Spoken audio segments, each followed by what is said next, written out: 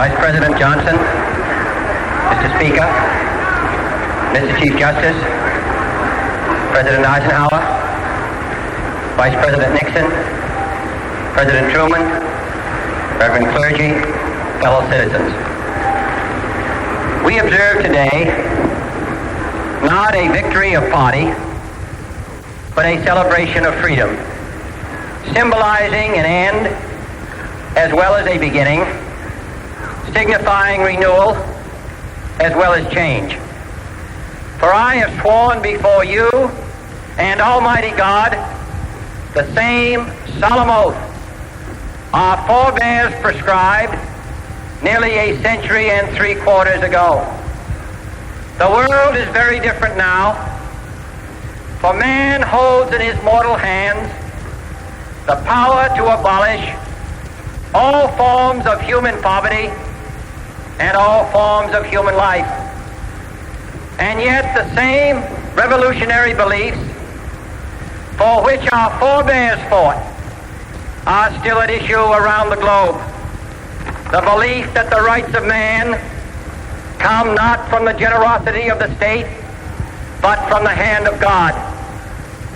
We dare not forget today that we are the heirs of that first revolution.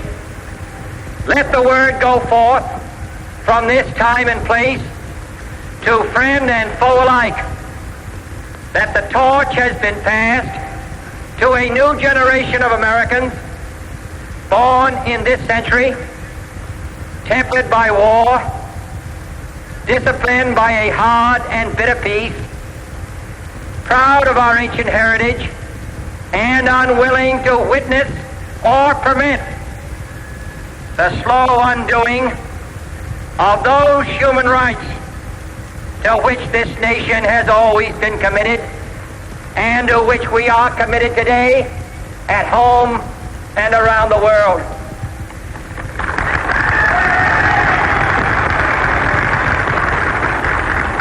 Let every nation know, whether it wishes us well or ill, that we shall pay any price, bear any burden, meet any hardship, support any friend, oppose any foe to assure the survival and the success of liberty.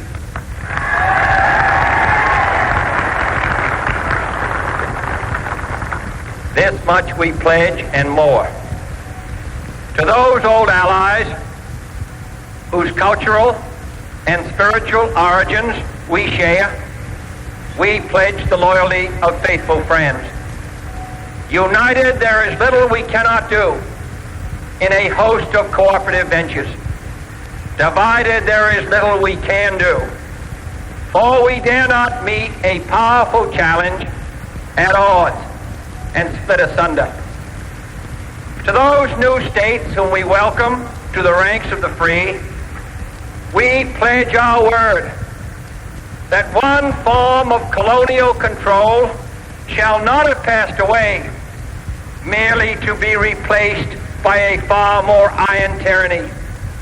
We shall not always expect to find them supporting our view, but we shall always hope to find them strongly supporting their own freedom, and to remember that in the past, those who foolishly sought power by riding the back of the tiger ended up inside.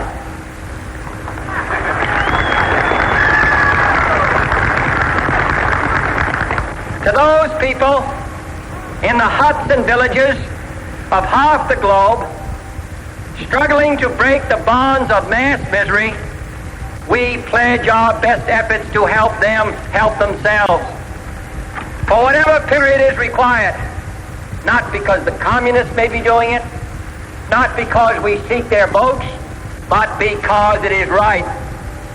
If a free society cannot help the many who are poor, it cannot save the few who are rich.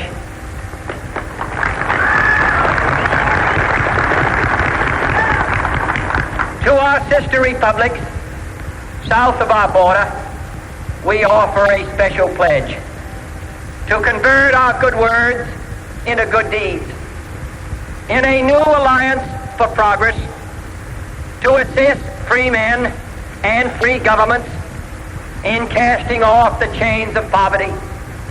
But this peaceful revolution of hope cannot become the prey of hostile powers. Let all our neighbors know that we shall join with them to oppose aggression or subversion anywhere in the Americas. And let every other power know that this hemisphere intends to remain the master of its own house.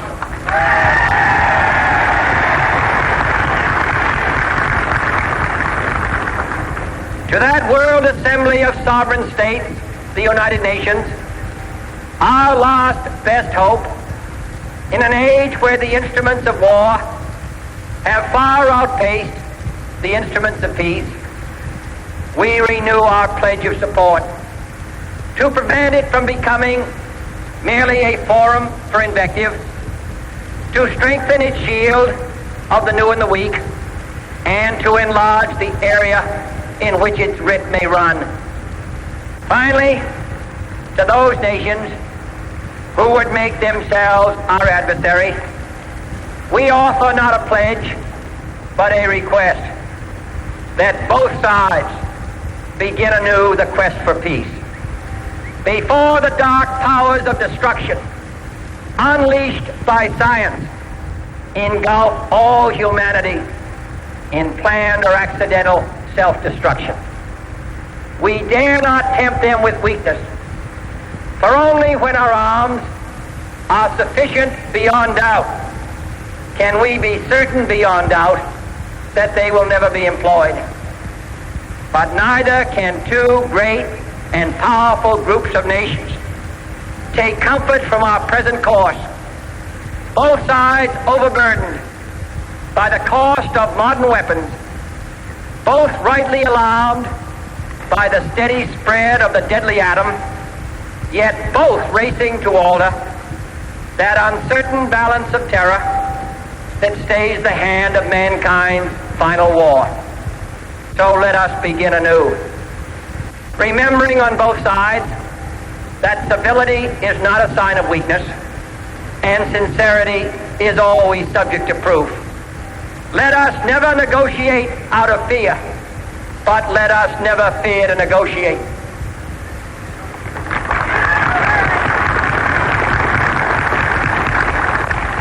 Let both sides explore what problems unite us, instead of belaboring those problems which divide us. Let both sides, for the first time, formulate serious and precise proposals for the inspection and control of arms, and bring the absolute power to destroy other nations under the absolute control of all nations.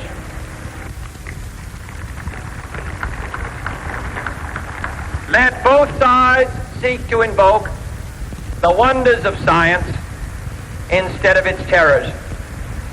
Together, let us explore the stars, conquer the deserts, eradicate disease, tap the ocean depth, and encourage the arts and commerce.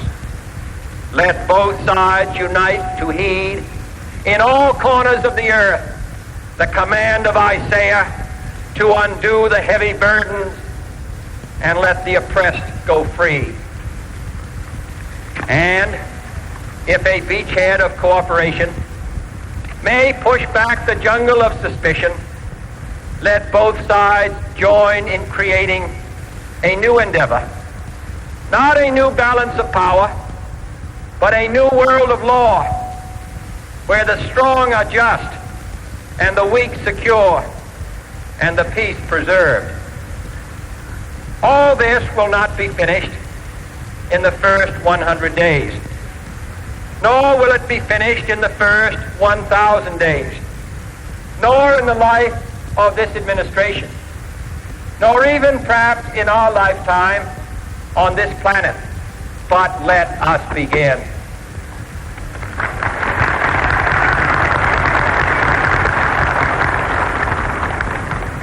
In your hands, my fellow citizens, more than mine, will rest the final success or failure of our course.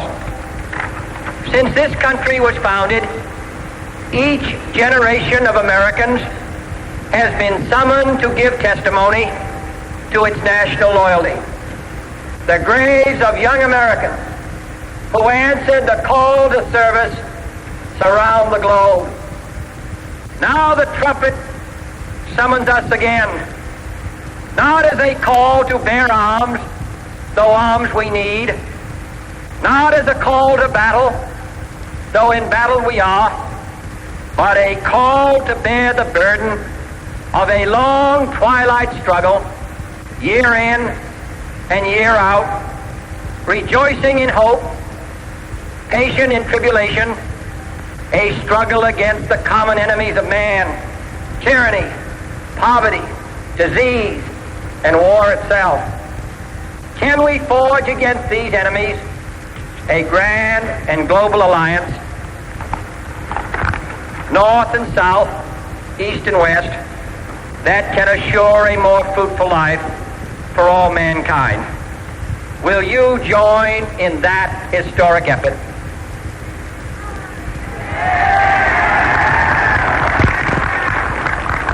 In the long history of the world, only a few generations have been granted the role of defending freedom in its hour of maximum danger.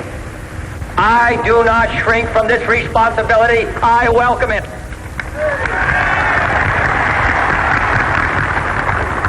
I do not believe that any of us would exchange places with any other people or any other generation. The energy, the faith, the devotion which we bring to this endeavor will light our country and all who serve it. And the glow from that fire can truly light the world. And so, my fellow Americans, ask not what your country can do for you, ask what you can do for your country.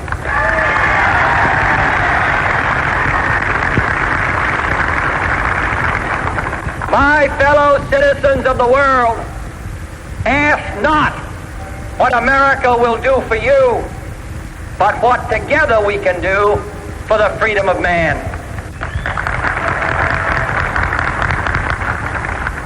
Finally, whether you are citizens of America or citizens of the world, ask of us here the same high standards of strength and sacrifice which we ask of you.